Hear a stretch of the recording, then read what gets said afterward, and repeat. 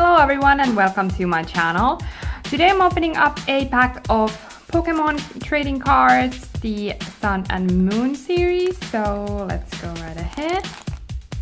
I'm using scissors to make this split because these are a little bit tricky to open. So, what do we have? So the first thing we have is a lantern. And the second one is Krokorok. That's unfamiliar to me. Then we have Dartrix. That's cool. And then we have Torracat. I believe this is a evolved form from Litten. And then we have Southland. And Fiero. This is actually someone I know.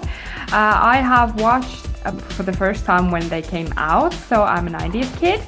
So yeah, I don't know a lot of the Alolan Pokemons. They are new to me, so I'm super interested to see them in these cards. And then next we have is Brookshies.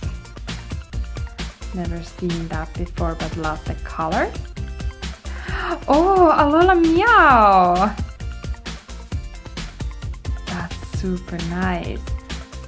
And then I think we have the glittery card. Oh, yes we do! And it's a Lycanroc. Stage 1. That is super cool.